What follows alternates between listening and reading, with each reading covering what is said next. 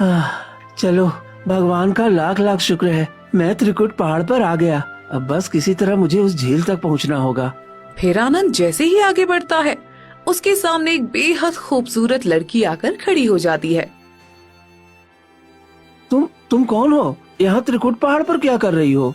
मेरा नाम दिव्यांशा है। मैं इस त्रिकुट पहाड़ पर अपने पिताजी संत महर्षि के साथ रहती हूँ। तुम पहले व्यक्ति हो जो यहाँ तक आए हो, इसलिए मैं तुम पर मोहित हो गई हूँ और तुमसे विवाह करना चाहती हूँ। अगर तुम मुझे स्वीकार कर लोगे तो तुम यहीं के वासी बन जाओगे और खुशी खुशी जीवन भी बिता सकते हैं हम। नहीं, मैं यहाँ झील को अपने गांव तक ले जाने के लिए आया हूँ। मेरे गांव वाले प्यास से तड़प रहे हैं और मुझे किसी भी कीमत पर उन्हें प्यास से आजाद कराना है। देखो, तुम मुझे ठुकरा रहे हो। मैं इतनी खूबसूरत हूँ, तुम्हें यहाँ कोई और नहीं मिलेगी। आज तक मेरे लिए कितने लड़कों की लाइन लग रही थी, लेकिन मैंने किसी को भी नहीं अपनाया। आज तुम पहले व्यक्ति हो जिसे मैं दिल से अपनाना चाहती हूँ।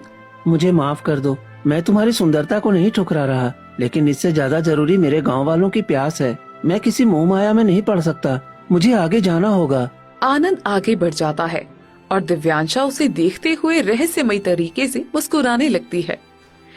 मैं जानती थी कि तुम यही करोगे। तुम बिल्कुल उपयुक्त हो इस झील का पानी ले जाने के लिए। फिर दिव्यांशा हंसते हुए रहस्यमयी तरीके से वहाँ से गायब हो जाती है। थोड़ी ही दूर जाने के बाद अब आनंद एक बहुत बड़े झील के पास पहुँच जाता है, जहाँ पानी इतना चंचल होता है कि उसे देखते ही आनंद मोहित हो जाता है। अरे, ये झील तो सचमुच यहाँ है। अब मैं क्या करूँ? इसे गांव तक कैसे ले जाऊँ? मुझे बहुत प्यास भी लगी है। क्या करूँ? पानी पीकर साथ ले जाऊँ? मुझे कुछ समझ में नहीं आ रहा। तभी दिव्यांशा झील के बीचों बीच से बाहर आ जाती है। ये क्या? तुम इस झील में कैसे आ गई? मैं इस झील की रक्षिका हूँ। ये झील किसी गलत हाथों में ना जाए, इसलिए मैं तुम्हारी परीक्षा ले रही थी। आज तक जितने भी यहाँ आए वो मेरी सुंदरता में खो गए और अपने मकसद से भटक गए, लेकिन तुमने सिर्फ अपने गांव वालों की प्यास देखी, इसलिए तुम इस झील तक पहुंच पाए हो। लगता है तुम्हें बहुत प्यास लगी है और तुम पूरे दिन का सफर तय करके आए हो, इसलिए पहले इस झील का पानी पीकर अपनी प्यास बुझा लो। अगर मैं इस झील का पानी पी लूंगा और लालच कर बैठा तो कहीं मेरी सारी मेहनत और ये पानी व्यर्थ न हो जाए। नहीं, मुझे ऐसा नहीं करना चाहिए। आनंद मन में संघर्ष करता हुआ झील के सामने खड़ा रहता है। नहीं, मैं इस झील का पानी नहीं पी सकता। ये बहुत पवित्र है और पूरे गांव वालों की उम्मीद इससे जुड़ी है।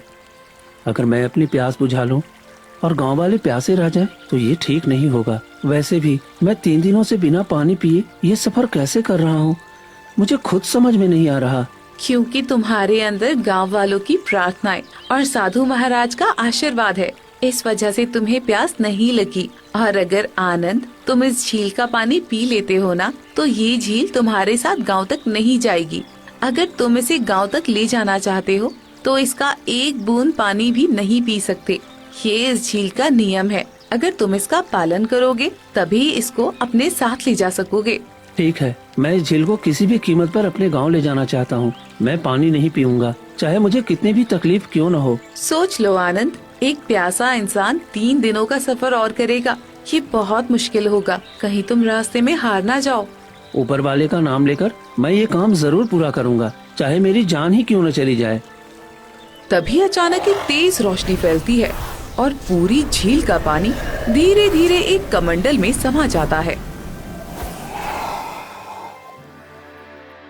ये कमंडल ले जाओ और इसे अपने गांव के तालाब में डाल देना। फिर देखना, उस तालाब का पानी कभी खत्म नहीं होगा, सालों साल भरा रहेगा। लेकिन ध्यान रखना, रास्ते में इसका पानी न गिरे और ना ही इसका गलत इस्तेमाल हो, वरना इसकी सारी शक्तियाँ खत्म हो जाएंगी। ठीक है, मैं ये जिम्मेदारी पूरी ईमानदारी से निभाऊंगा।